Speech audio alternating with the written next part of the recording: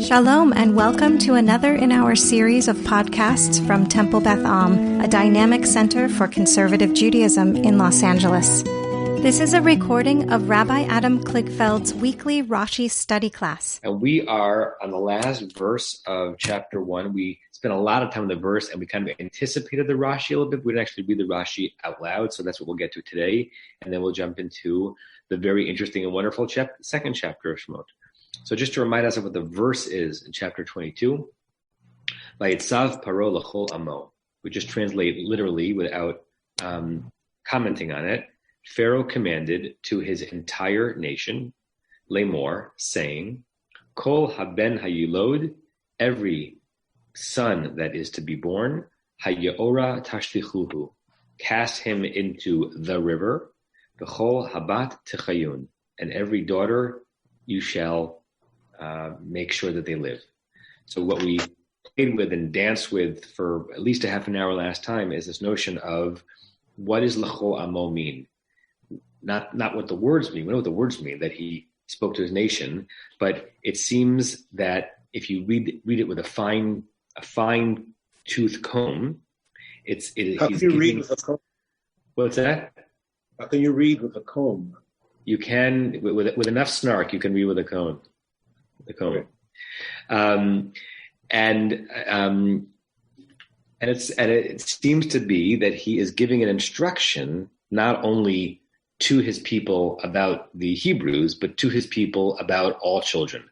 Obviously, you could also read it not that way, right? Like it's not a force. You don't have to read it that way, but you can read it that way. And because it's curious in the text, that's exactly how some of the commentators read. And we also focus a little bit on the fact that Onkelos, when he comes to translate that verse, he adds in the, in some ways, obvious contextual phrase, bara diyit yiled liyehudai, any son that is born to a Judean, to a Hebrew. But that's not what the verse says. Okay, so with that in mind, let's read the Rashi that we kind of anticipated, but we didn't have a chance to actually read last week. Renee, do you want to start with the Rashi or do you want to start with the next verse? Because I know you want to read today. Renee, do you want to start with that Rashi? It doesn't matter. I can do that. Okay, good. L'kol amo afalehem gezer. Afalehem gazar. So that's Gazar. Not that he put a carrot on them, right? This is like what's that joke? Shira ladonai ki gamalala. I will sing to God because there's a camel on me. No, so sometimes there are homographs even in Hebrew. So this is the root gazar, which is going to be an interesting root because it's going to come up in the next Rashi as well. Okay, so what does that mean? What does that mean? Afalehem gazar. He made houses for them. And you're in the previous Rashi. Go to the next Rashi. Sorry. Okay, to all his people, he decreed upon. Af meaning even. So the first thing Rashi says is, yes, reader, I am going to read it that way. Yes, reader, I know that Onkelos reads it differently, but I'm going to say when he gave this instruction to L'chol amo, he even decreed this awful murderous decree, that's gazar decree, on his own people. Af alehem gazar. Go ahead. Yom shenolad Moshe, because on the day that Moshe was born, amru lo itztagninav. Itztagninav. That's a Hebrew-Greek word, Hebrew from the Greek, meaning an advisor or soothsayer, right? Astrologer, good. Hayom nolad Moshiach. Today, Israel's Savior was born. Ve'en anu yodim im Mitzrayim im Yisrael. But we don't know if he was born of the Egyptians or of the Israelites. Okay, so we have this midrash that comes from, I forgot the exact source of the midrash. It's in the footnote, but I can't read it because it's too small. My glasses are not working so well today for some reason. That tries to explain in what set of circumstances Paro could possibly have basically called for infanticide, not only for the Hebrews, but for his own people. So in this midrash, on the day that Moshe was born, right, which is interesting because in our story, Moshe is not born yet. Moshe is about to be born in chapter 2.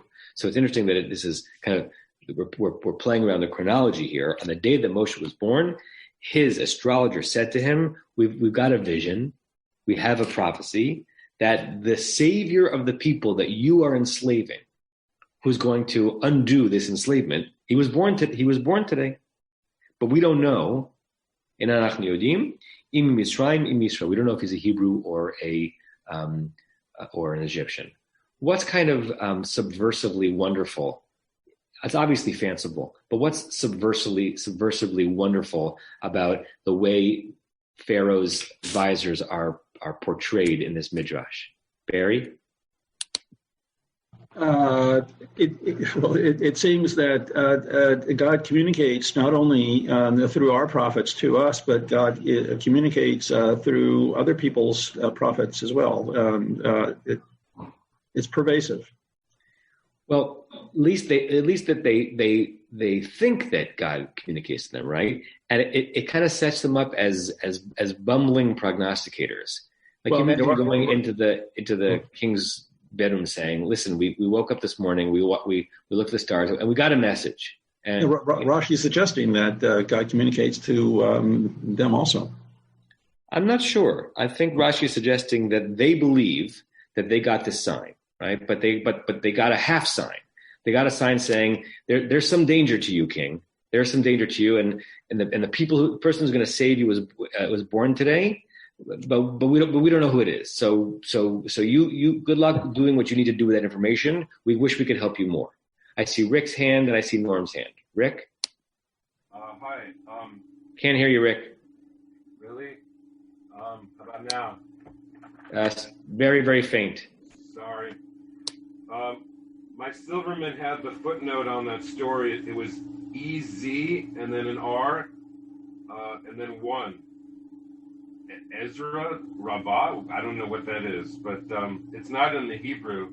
It's just in the English. Uh-huh. EZ, I don't know what that is. Capital E, little Z. Renee, you have that too, right? No. Oh.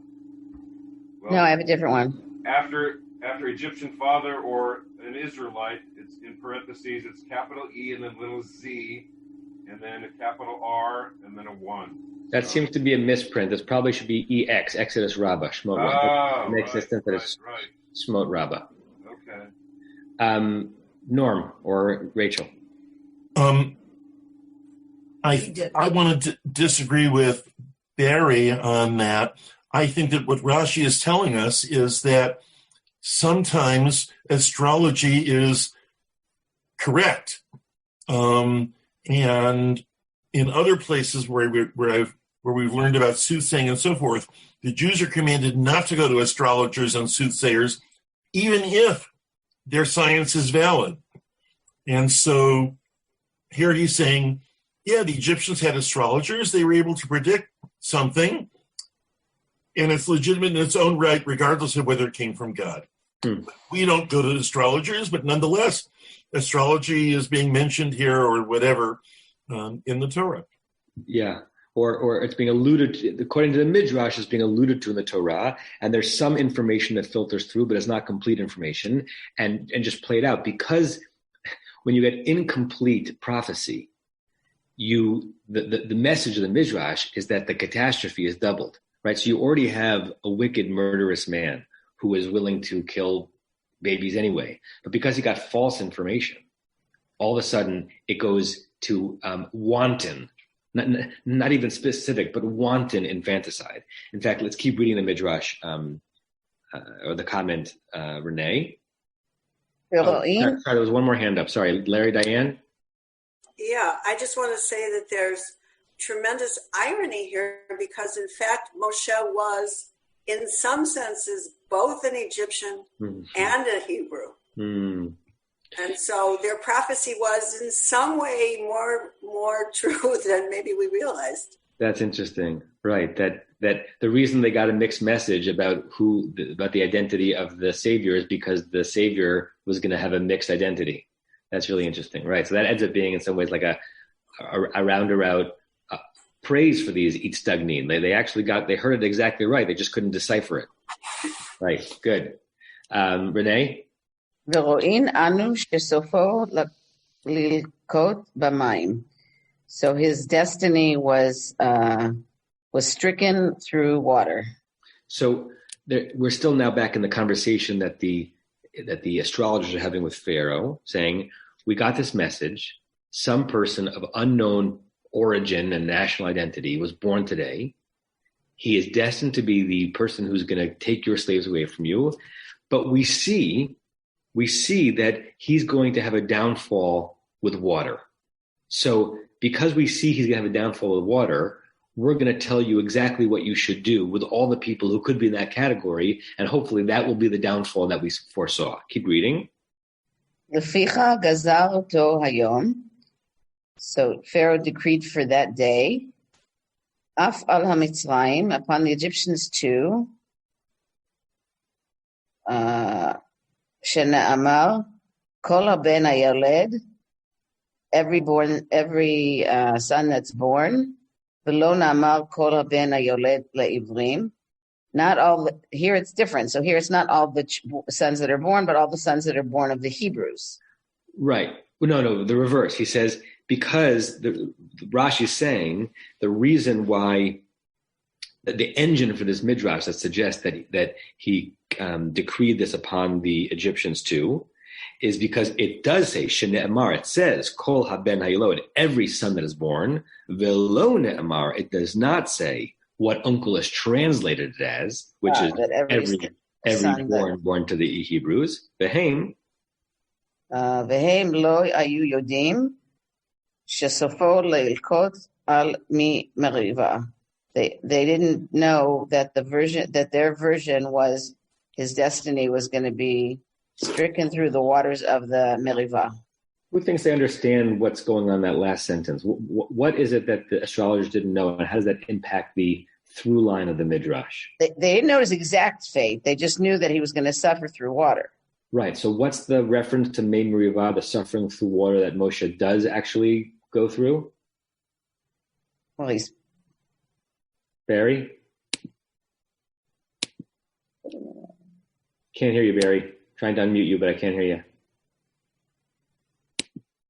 And Moshe hits the rock and he can't go into the land.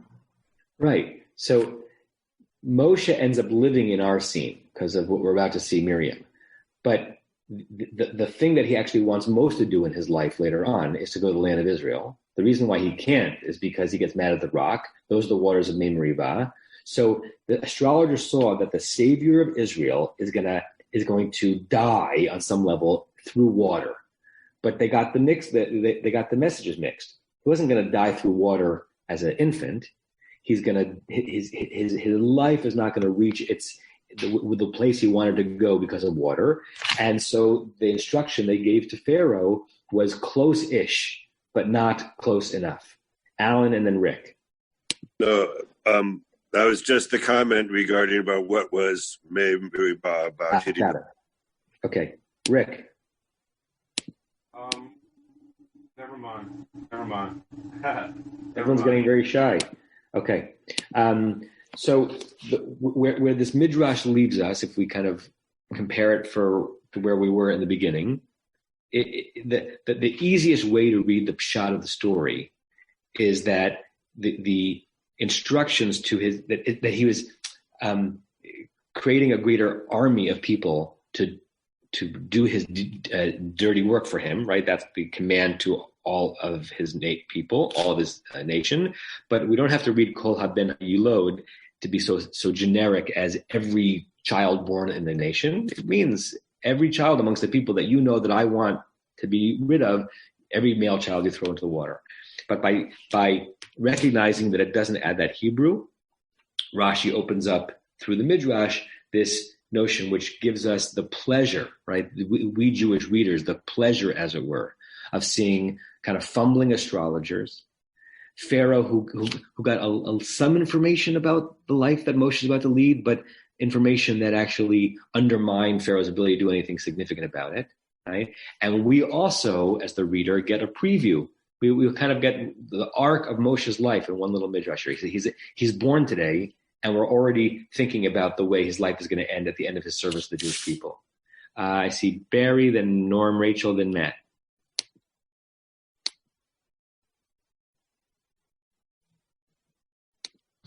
Okay, I'm repeating kind of what I brought up last week, the political historical context, that the people have already been denuded of all their property and land holdings through what Joseph's recommendation was to Pharaoh.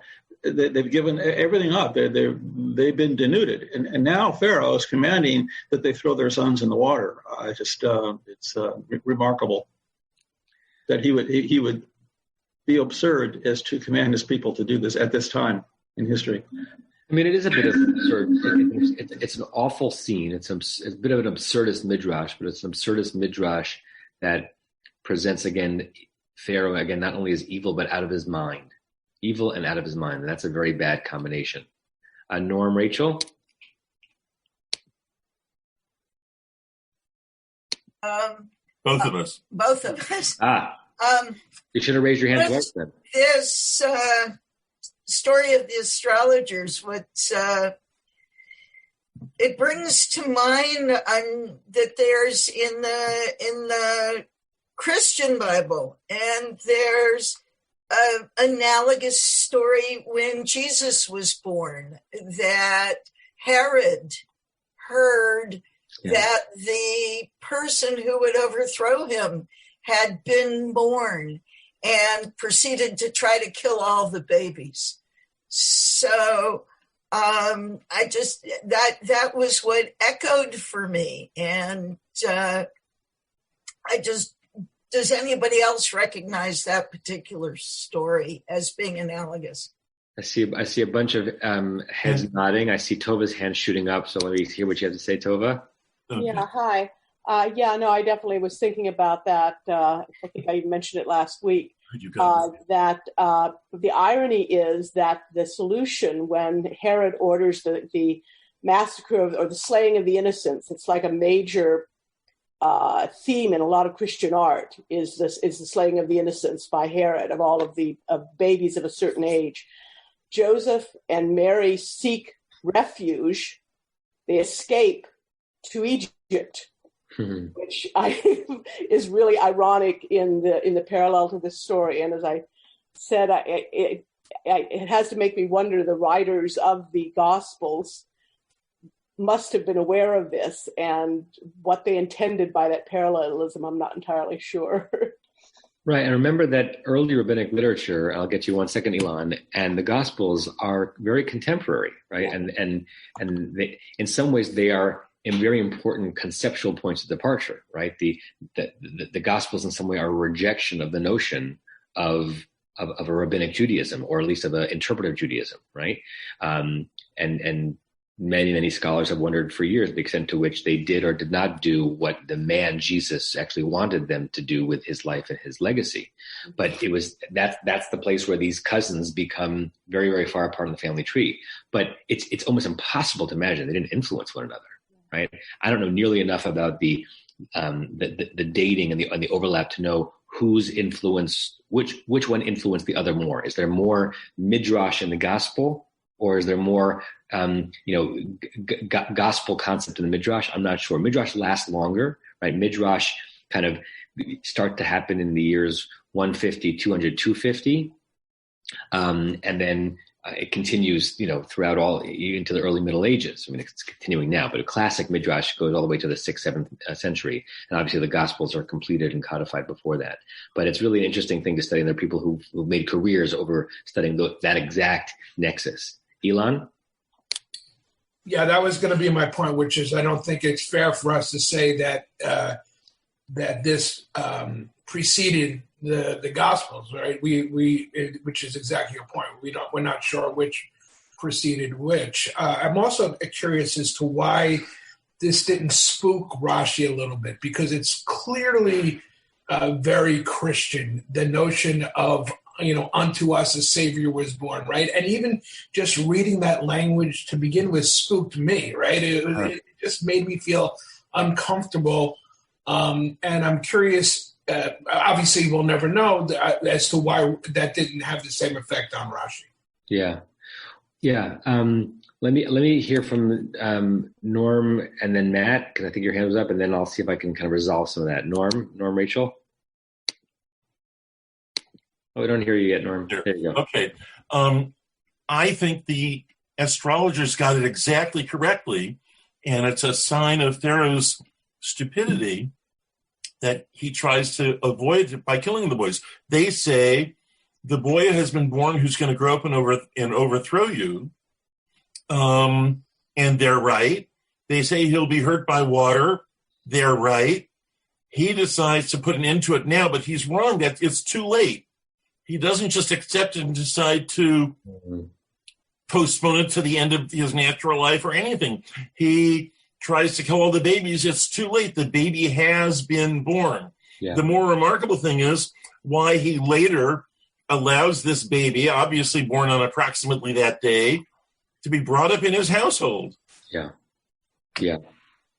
It's interesting to compare the rabbinic midrashim with the Gospels. It's also interesting to compare them to Greek mythology, right? Greek mythology is replete with notions of fates being impossible to outrun, right? So this is Pharaoh getting information that he thinks he can out clever the fate, right? And then it actually gets significantly worse for him, like a Chinese finger torture, right?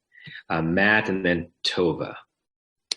I was going to say yes to Norm that the same that it was basically like an outstanding intelligence coup on his part, and it was only they had the beginning and the end of Moshe's life, and that's astounding, and just relying on the stars. And then again, just like Stalin knew that the Germans were going to turn on him in 1939, but he ignored it because he didn't ignore it; he disregarded it because various reasons. But in the end, he chose the wrong response and tried to change fate, like you said. Yeah. Well, in an interesting way of like form matching content. So 41, I mean, not 39, 41. Sorry, go ahead. The way you just described it, Matt, is the idea that they got the pshat, they just got the midrash wrong. Right.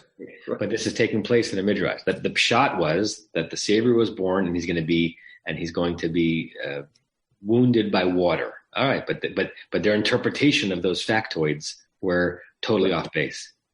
Tova. I was just going to say, though, it doesn't explain why Rashi is not resonating with similarity to the story of Herod and the innocents. I'd say for the time that the Gospels were being written and the time that the early midrashim were being written, as you already said, Rabbi, this was a really common theme, and perhaps even more than recognizing a parallel between the two stories they were telling, they were in a world that were full of those kinds of stories. Yeah. And so I would say that would more dominate their imagination than necessarily that they were creating a parallel narrative. Yeah. Great. Kind of the way that, when musical artists, there are times when they're clearly and consciously and inappropriately borrowing bars or combinations of notes from previous artists, and sometimes it's just the music's in their head because they've been exposed to, if you're a musician, you listen to a lot of music. There's going to be a natural way in which some of that's going to come out in your own composition. Okay, good. Can we go on to chapter 2? Anything else on this chapter? Heshkoach to Renee. Let's see. Carol, you up for reading today? I don't have Rashi. You don't have Rashi? I do not have Rashi yet on this.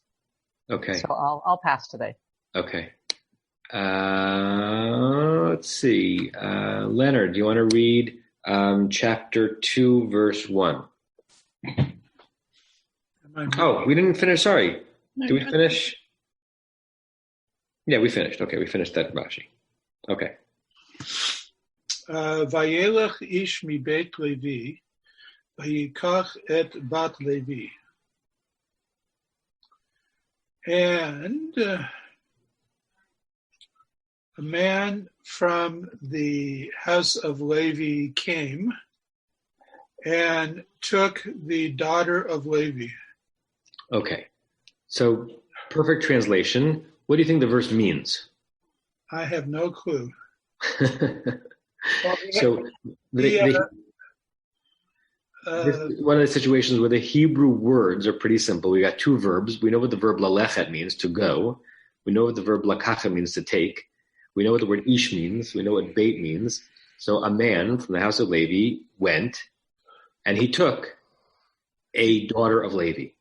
He procreated. Say that again, Leonard? He procreated. Or if he didn't procreate, he certainly started that relationship. If you look at Uncle Ish's translation, the Azal Guvara Midbeit Levi, Azal is the Aramaic for halach, a man from Beit Levi, Unesib Yat Bat Levi. Nesib in Aramaic is to marry. So Uncle Ish translates lakach as marry, which is in some ways it's not a prediction of, because Uncle Ish obviously knows the whole Torah, but the verb that's going to be used in the book of Shemot later on, and when laws are given in Vayikra, actually Bamidbar, when a man takes a woman, Vayikach ish, right? So the Torah's verb for marry is not kiddushin, it's not erusin. There's no root aras like be'erastichli in the Torah. The Torah's root, there is a root for that in the book of Barim, but the basic word for to marry is lakach, to take, right? Which can be evocative in many ways, some of them problematic. Larry, your hand is up, or Diane? No, this was me. So you asked what it means, what we think it means, and what I think it means is what it says, that this man from this Levite married a Levite woman, and that's all. But obviously, that's not what everybody else thinks it means. And why, before we talk about, there's obviously a long midrash about this, but why was it troubling to the commentators, Rashi and all the other commentators, or the people that wrote the midrash, that this was so simple? This is somebody telling us that this is a pure Levite that's going to come out of the issue. It's a Levite and a Levite. Great. So your question is, why is there a question? Well, yeah. Well, you asked what it means. So right. I'm gonna stand up for the simple pshat meaning. Right. It tells us what the right. Well, Moshe is going to come out in a minute, but that Moshe was a Levite. Period. The end. Right. But obviously, I'm not going to say I'm wrong, but obviously there are other opinions, and I don't understand why people are troubled by the simplicity of this statement. Right. Right. I think we'd all kind of agree, Larry, that that's the data being shared, that we have a Levite man marrying a Levite woman. We, the reader, who is not reading this for the first time, know who's going to extend from that issue, and we know there's going to be a pure Levi. What Rashi is going to about to zoom in on is I think the choice of verbs, right? And the notion of there being another Vayikach, because Vayikach in the Midrashic mind, given the way the verb is used in the Torah, suggests marry, and they're going to question something about the status of this marriage. Barry?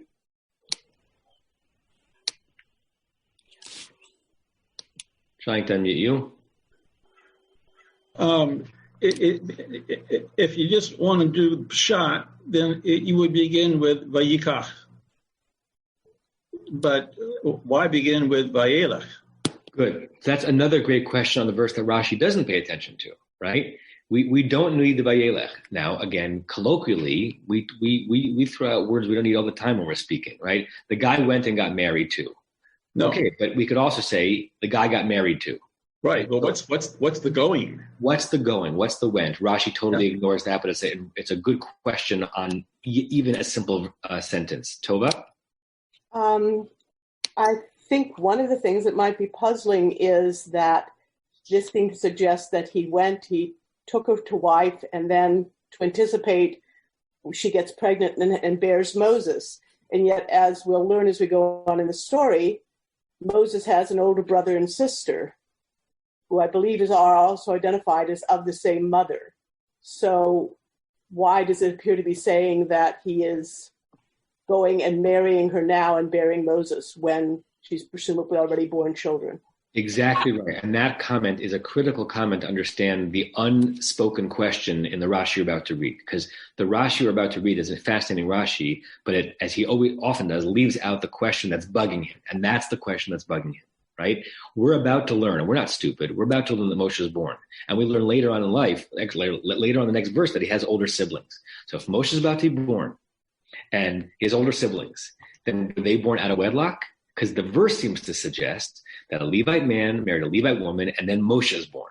So it's very important to kind of hold on to that, what Tova just said. Otherwise, the Rashi is interesting, but not grounded. We're about to read. Thank you for that, Tova. Anyone else on the verse itself before we jump into the Rashi? Judy, I see your hand. Go ahead. Thank you. So that just occurred to me, the Midrash, that they separated from each other, which would explain the fact that he had to go and take her. Because wasn't it that they decided to live, is that a Midrash?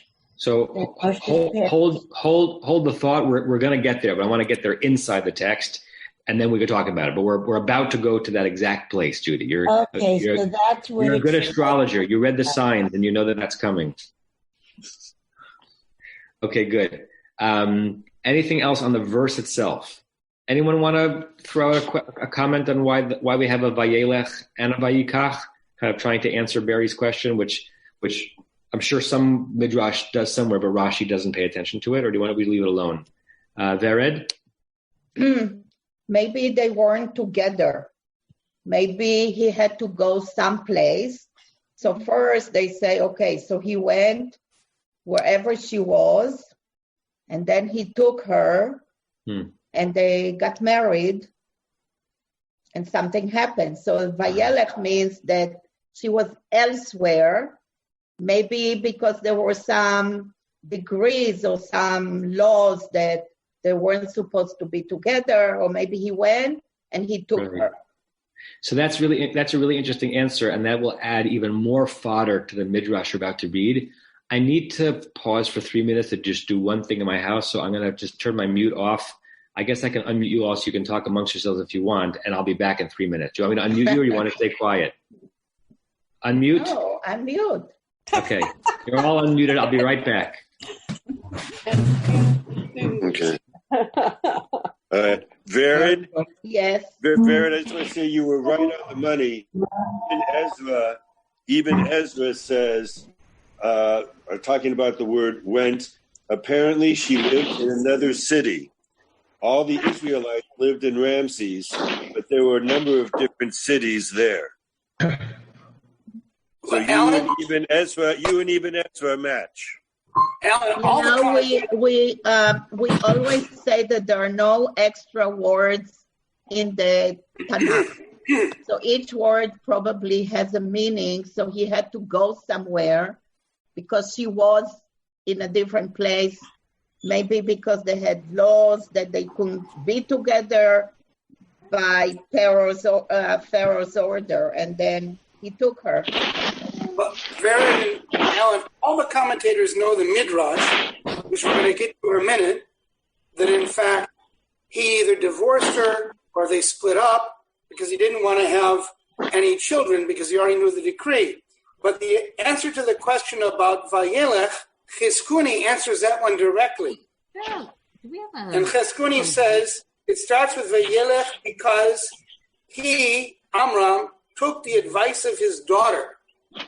So it actually makes Miriam the main actor in this entire scene. You get that Nagata every year. Absolutely not. Huh. You said see.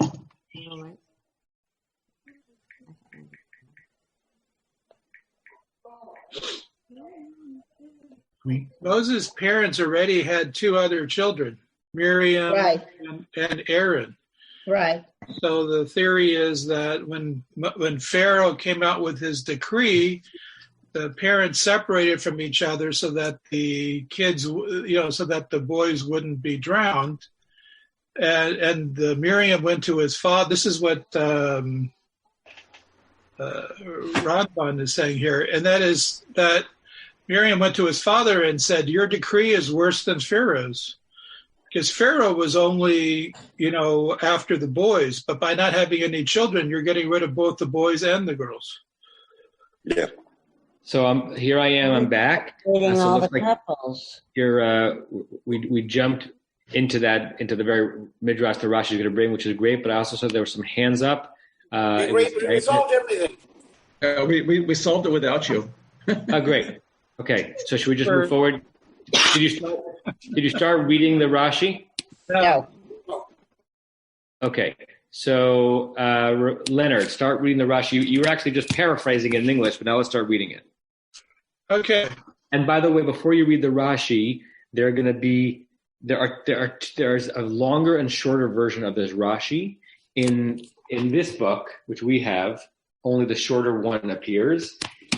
In others, including another one that I have in front of me, this Rashi, the longer one will appear. It might appear in parentheses, and it might be attributed to Rashi Hayashan, some kind of collection of Rashi's commentaries that included things that some printers do not. So, and between you and me, the key interesting part of this Rashi appears only in that Rashi Hayashan, which does not appear in our book. So we'll see, Leonard, which volume of Rashi do you have in front of you? Well, I'm going to be reading from this one. Can't see it, but it's the Pentateuch and Rashi commentary. Okay, start reading, and we'll see if that one includes or excludes this kind of extra interesting part. Yeah, I think it's the same as our regular text here, but anyway, okay. Vayikach et bat Levi, Perush haya mimena mipnei gezerat paro. And to help you translate, instead of reading it as Perush, read it as Parush. Does that make a distinction for you? Yeah. So he was separated from her because of the decree of Pharaoh. Okay, there is an enormous amount of emotional and psychological material in those 6 words. What does that mean? That he, and the he here, he's unnamed. We're going to know soon that his name is Amram, or later on, but here he's unnamed. He's a Levite man, was separated from her, Parush Hayam Mimena, separated from her because of Pharaoh's decree. What does that mean? What's the connection between Pharaoh's decree and a Hebrew man not being with his wife? Well, we were talking about this in your absence, that Pharaoh's decree was to throw all the boys into the river. And so in order not to have to throw their boys into the river, he separated from his wife so that they wouldn't have any more children. Right. So why bring life into the world when the chances are very high that life will never have a chance of living, right? And this is not in any way, a complete analogy, but it resonates for me. 9/11 happened when Javi was 8 months and 3 weeks pregnant, and all of life with Noah, and all of kind of life and society seemed like it was changing on the dime then, right? And it's not that we were thought that we'd be giving birth to a child who individually would be threatened, right? But it felt different to be starting to be parents the day after 9/11 than the day before 9/11. It felt like it was a different world. And I know that there were many people who kind of were wondering, is this the world that I want to bring a child into? So here, laser focused, you have one family. Here's the decree of Pharaoh, does not think that they're going to be able to push against it or escape. And so this guy, Amram, says, I'm going to separate. And separate, you understand, does not mean, separation vis-a-vis divorce. It means physical separation. He withheld from her because he didn't want there to be a baby born that was going to be thrown into the water. Okay. What's the next word in your commentary, Leonard? V'hechazira. Okay, so then we need to find someone who has the next word in the commentary, v'chazar ulekacha. Anyone have that? Okay, Matt, will you read that? So read it slow because not everyone has it in front of them. Right. It's in this funny typeface, but I'll try. Chazar ulekacha. This is in parentheses. Chazar ulekacha v'zehu Vayelech shehalach ba'atzat bito. Okay, pause and see if you can translate that.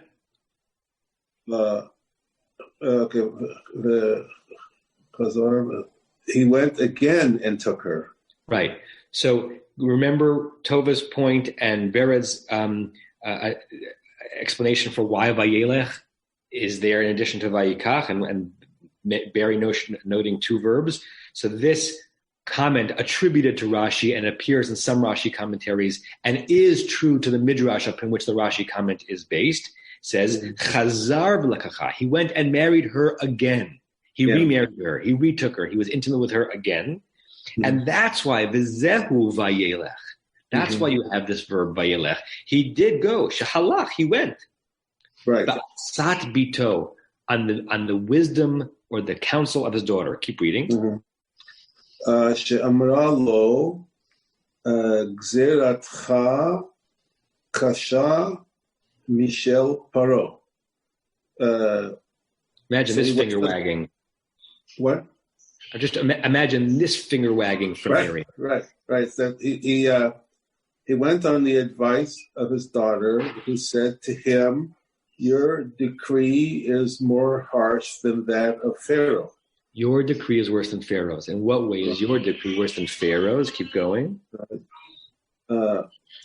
Im paro gazar al haskarim ve'ata gam ken al ha-nekevot. I'm just going to move a place in my house because there's several classes going on in my house right now. I'm moving to another room. Keep going. All right. If Pharaoh decreed on the males, and you also on the females.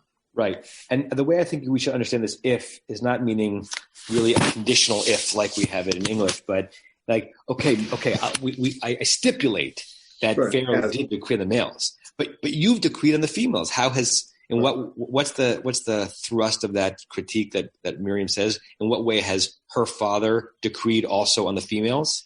Because he prevented them from being born. They're not even being born. Right? Forget about being born and being killed.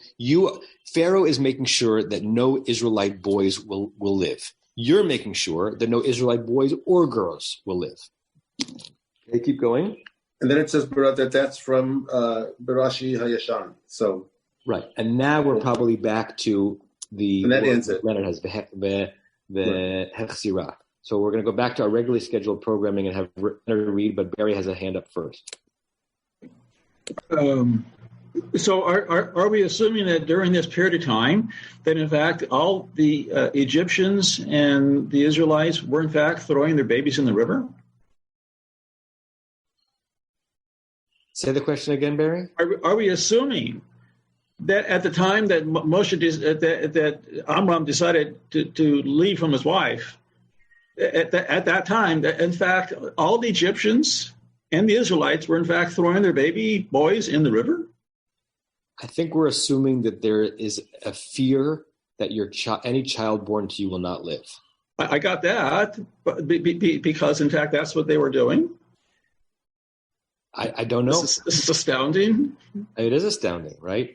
And I think that even if we kind of go into that morbid fantasy, it's not that the Hebrews were doing it to themselves, but that that the officers of the guard could come at any moment and seize your child and murder him. Yeah, right. I mean, it's and again, things that our people have actually experienced in a very real way throughout our history. Alan, is your hand up from before or now? Before? Okay. All right. So, Leonard, now keep reading V'hechsirah. V'hechsirah ve'asa ba likuchim sheniyim. So he returned her, he took her back, and he made with her a second taking. A second taking, with taking in Hebrew meaning marriage, right? So just to understand all the things that's being said in that sentence. So we've explained why it's a vayelech, because he went after Miriam said, you got to go back to mommy. We understand why it's a likicha. He was married before. Aaron and Miriam are not children out of wedlock, but it was a version of a second wedding night, right? There was another likicha. What's interesting about this midrash is that it also suggests that Moshe is not born, wasn't an accidental third kid, right? It's a love child, right? That the midrash crafts this romantic notion, born of tragedy, of Miriam saying, "You have to go back to mom, and create life again," and that's how Moshe is born. Remember that when we get to a very short but interesting Rashi on the actual moment of Moshe's birth. The Rashi continues. Any comments on that so far? Okay. I can't see everyone at all times, so if you are raising your hand, try to raise it digitally, because that's what I see instantly. Okay, Leonard. Ve'af hi nehefcha nihiyot ne'ara. And also, she changed to become a young woman, girl. So some of you might have known from just midrashic tellings this notion of Miriam castigating her father to go back to Yocheved, but there's another component to this layer of midrash that imagines another miracle of taking place. And remember it from the stories of Breshit, where Sarah is referred to as having great youthful vitality even at that advanced age and being able to give birth. Look at how Rashi is going to do a math problem here to show that a miracle happened with Yocheved. Again, I'm calling her Yocheved because that's what her name will be. We don't know her name yet. And she returned to her youth. Watch this math. Go ahead. Okay, I thought you didn't do Rashi math. I know, this one is worth doing. You're right. Most Rashi math I don't do. This one is short and worth doing. Okay, Uvat Kaf Lamed Shana Haita Shanoda Bevo'am LeMitzrayim. So 100 Bein HaChamot. Okay, so she was 130 years old. When was she 130 years old? When she was 130 years old because she was born when they arrived in Egypt between the walls. Okay, so two things. So Rashi's saying that in this moment, as she's becoming pregnant with Moshe, she's 130 years old. And we know that because some of you may remember there's a midrash, I think in a Rashi reference, I think in Vayigash, that suggests that Yocheved was born when Jacob and his entourage are coming down into Egypt, and they're kind of in between the walls of in between the border, right? So she's born when they get to Egypt. Hold the hands for 1 second. I just want to finish the comment. Ubatayim ve'eser nishtahu ba. Sham. You have ba? No, I don't. I'm just never mind. Sham. So what does that mean? She was 110. Nishtahu apparently means remained there.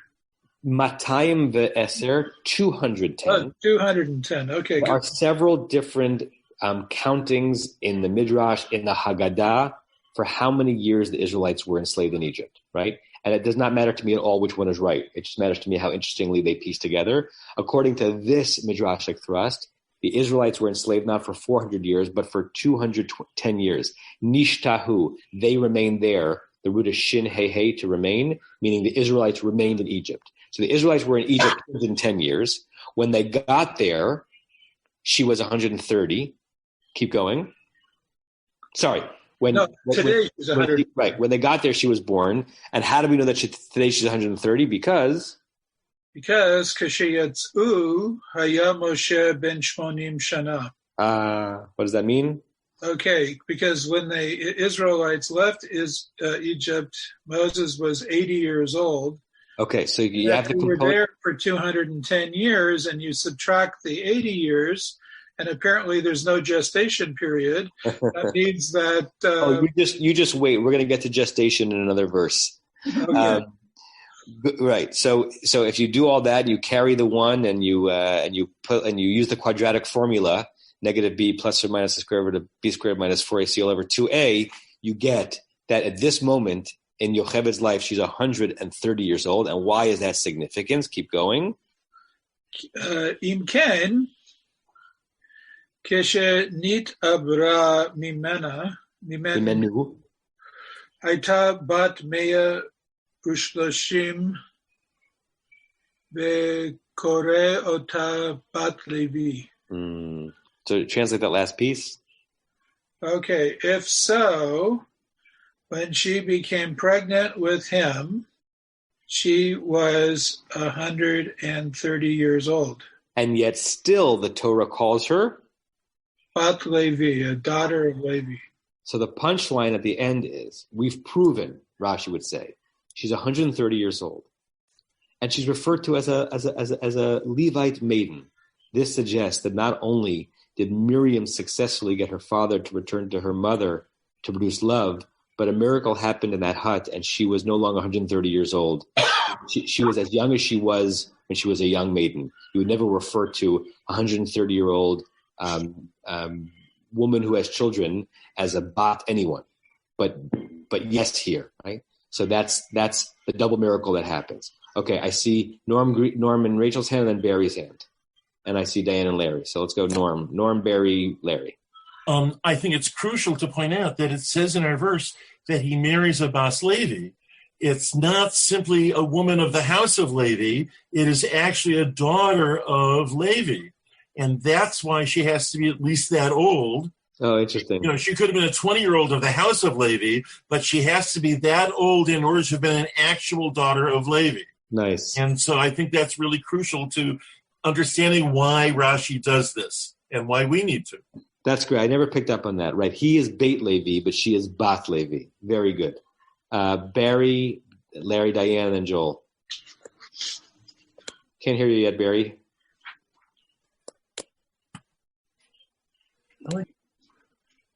Okay. I like Norm's rather than what I'm going to say. So you mentioned, Rabbi, the element of romance. It's at the time that he took her, not at the time of pregnancy, that we're focused on her youthful loveliness. In other words, it goes back to the Harkin when they were. How the women went down to the water and encouraged the men to be with them. The miracle here is that Yocheved becomes miraculously young and attractive to bring Moshe back to her to conceive. Yeah. And before I call on Larry and Diane, there's an interesting collection of midrashim that really play around with how romance and sensuality was kept alive in enslavement, right? In fact, I think some of you know, because I may have mentioned different times, the one of the reasons why apple is a very common ingredient in charoset is because there is a line in the Talmud that the Tosfot comment on that suggests that the charoset is not only a symbol of the mortar, it's a symbol of the fact related to the verse in Shir HaShirim, Tachat HaTapuach or Articha. Underneath the apple tree, I aroused you. That's a verse from Shir HaShirim. The rabbis of the Talmud and Masechet Pesachim read that to mean that even after long, terrible, backbreaking, sweaty, smelly days of slavery, that the women would somehow find a way to make themselves redolent and beautiful, and would entice their husbands out under the apple tree, and underneath the apple tree is where the next generation of Israelites were conceived. It's amazing that the rabbis are, have that image, and so they had that image for later on during slavery, and they're also playing with this image now. That somehow the way that the Israelite people were able to perpetuate themselves is that miracles happened and people were more beautiful and young and vital to one another than they actually were, right? And that's a form actually of passive resistance in the form of tyranny. Larry, Diane, and then Joel. So I commend everybody to go to Sota, to Talmud, Sota, Daf 12, side A, where all of this comes from. And it must come from a midrash, but I don't see the midrash being referred to.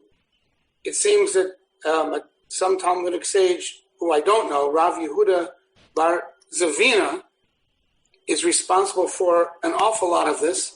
But almost everything that's in the Rashi, in the Cheskuni, and everything else that we've been saying is here, and even more.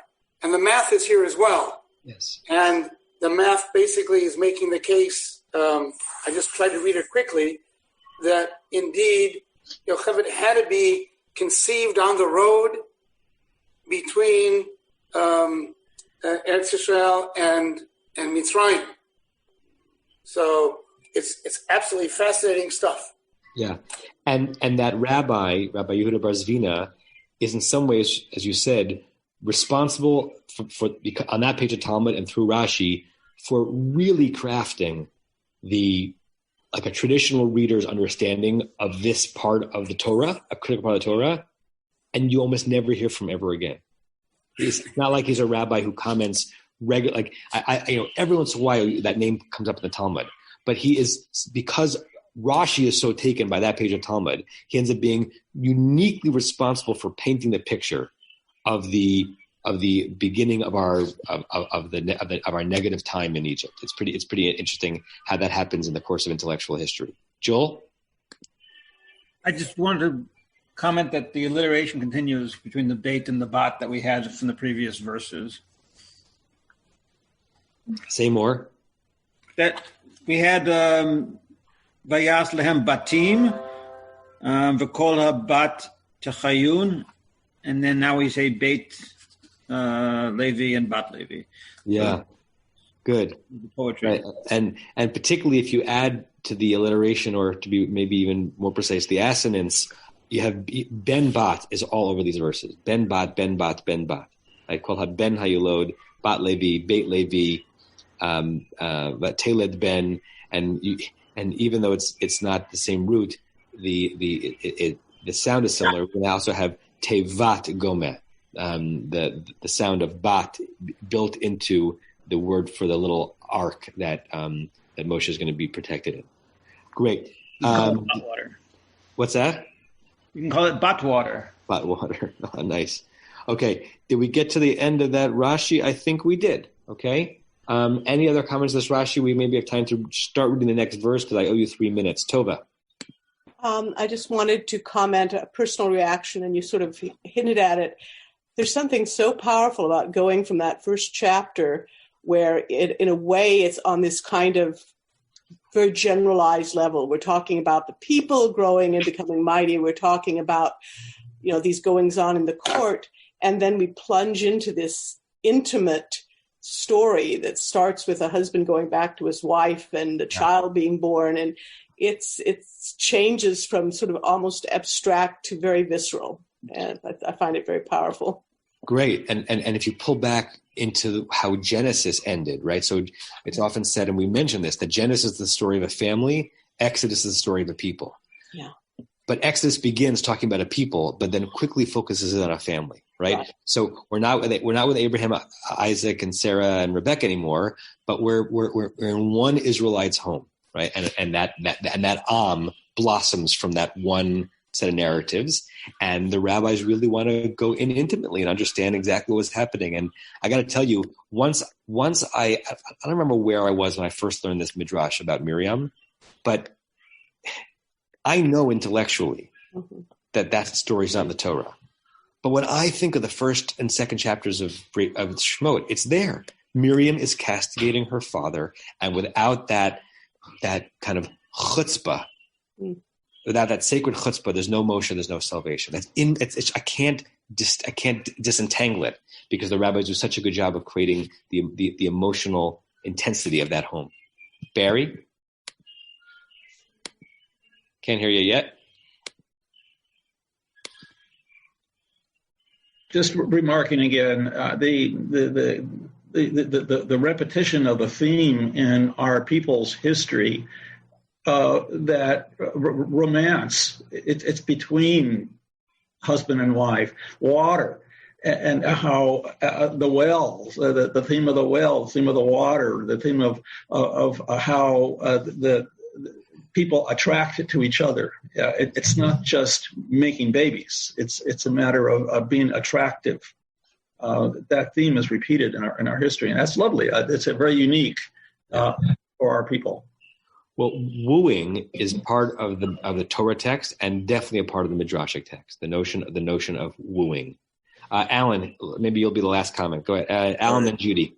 Okay. Well, next to last is good too. There's a comment by Nachmanides about what Miriam was doing with all this, and that she was, in a sense, prophesizing that her mother would bear a son who save Israel as part of that, bringing it together. And they tie it in, Nachmanides ties it into later on after Yam Suf, when we talk about, Miriam being the prophetess, Aaron's sister. There's no mention of Moshe, and that's because she had prophesied before Moses' birth, and that she was his sister only to Aaron at that time, and not to both. Correct. And it's particularly interesting if you compare the prophecies happening in the palace, the astrology happening in the palace, which is kind of right, but they don't know actually how to apply it. And Miriam is having prophecy in this little hut, and she is right on. She is right on. And you're right. It's a wonderful. We'll get to that at some point. That Miriam Miriam Haniviyah is only Achot Aharon, because she wasn't Moshe's sister yet. By the time she served as a prophet. Judy, you get the last comment. I love what you said, Rabbi, and I'm walking away from this study with the Midrashic injunction: cherish your assertive daughters and pay heed to them. Yeah, absolutely. And in fact, in the same page of Talmud, or around there, where the discussion of apples as part of Charoset is discussed, and yes, obviously, that doesn't necessarily mean that it's botanically correct, but it's midrashically correct. You say that how do I say this? One of the exceptions to the normal exemption that in traditional Orthodox Jewish law, that women are exempt from positive time-bound mitzvot, right? The whole notion of whether or not women count in a minyan, or whether they can lead davening, stems from the question about whether or not women are obligated to pray 3 times a day as men are in a traditional halachic viewpoint. I don't want to focus on that for a second, but even the Talmud and halakha was where there were some exceptions, right? Women are obligated to hear the Megillah. That's a positive time-bound mitzvah. Women are obligated to light Hanukkah candles. That's a positive time-bound mitzvah. Women are obligated to the 4 cups of wine at Pesach. That's a positive time-bound mitzvah. And there's a section of the Talmud in the Tosfot comment on it that says the reason why women were included in that obligation is because they were a significant part of that miracle, right? They were part of each of those 3 miracles. We can go into that another time, but the referent to the way in which the women were part of the miracle of Exodus from Egypt is Miriam. Miriam contributes to the miracle by permitting essentially Moshe to come into existence. So yes, you applaud your assertive your assertive daughters, and I suppose your assertive sons as well. You have been listening to another in our series of podcasts from Temple Beth Am, a dynamic center for conservative Judaism in Los Angeles. If you enjoy these podcasts, we invite you to write a review on the Apple Podcast site or wherever you get your podcasts. For more information about Temple Beth Am Los Angeles, go to tbala.org.